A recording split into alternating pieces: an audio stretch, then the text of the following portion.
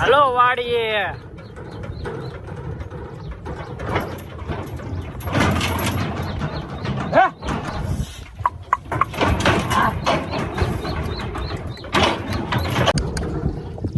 આપણું ખેતર આવી ગયું છે મિત્રો. સામે છે ખોડિયારમાંની ધાર અને આ છે આપણી વાડી.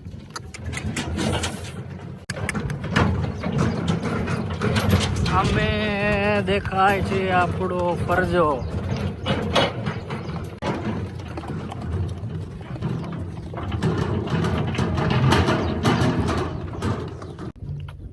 આપણે પૂગી ગયા વાડીએ. કાઢવાની ખડની કોળીઓ બધી.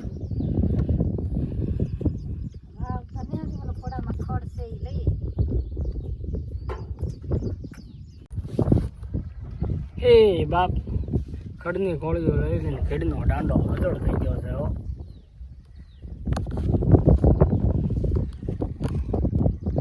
આ ગાડીમાં ભરવાની, હકતી દાવાની, પાળે ખાલી કરતી દાવાની.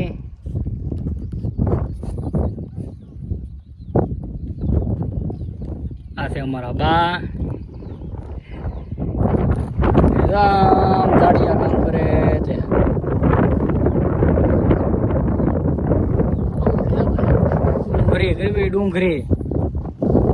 ડુંગળી કરવાની છે અમારે. લડી લેવાનું છે પણ ભાવ આવે તો.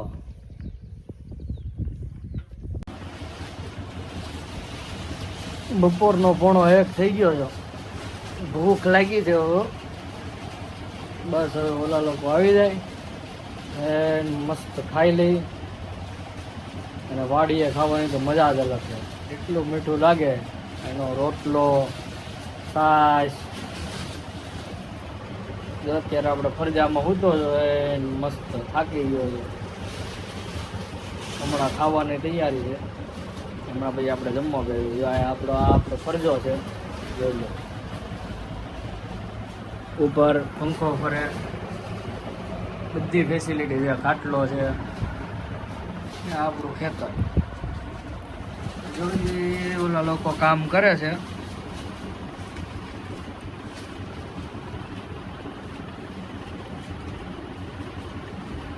હમણાં આવી જાય પછી આપણે ખાઈ લઈએ. ખાઈ થોડી વાર લંબાવીને પાછું હતું એનું આપણું કામ. ખેતરમાંથી ખડની કોળીઓ કાઢવા મળીશું. એ મસ્ત. હાલો તો 3:30 વાગી ગયા છે રોંઢાના. ચા બનાવું છું. ચૂલો જગતો નથી. બળતણ ખાવરવાળા છે ને. જો બતાવું.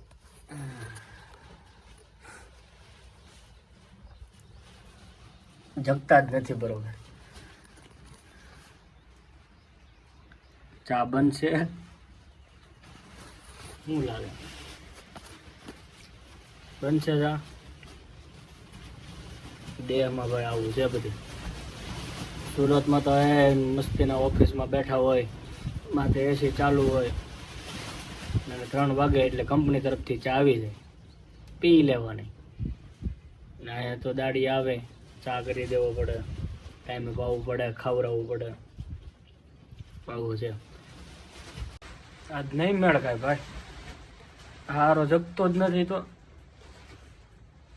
માઇન્ડ જગે તો પાછો ઓલાઈ જાય. આજ નથી લાગતું કે આજ બધા ચા પીશે. આજ ને જો પાછો ઓલાઈ ગયો. જો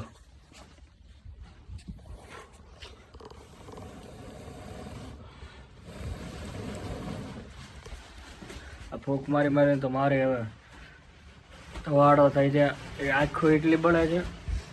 શું કરવું ભાઈ? કરવું તો પડશે. ચા બનાવવી પડશે.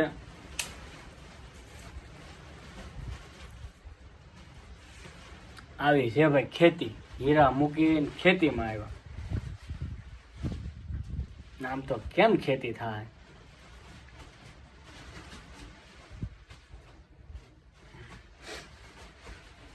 દેહ એમ જ નથી.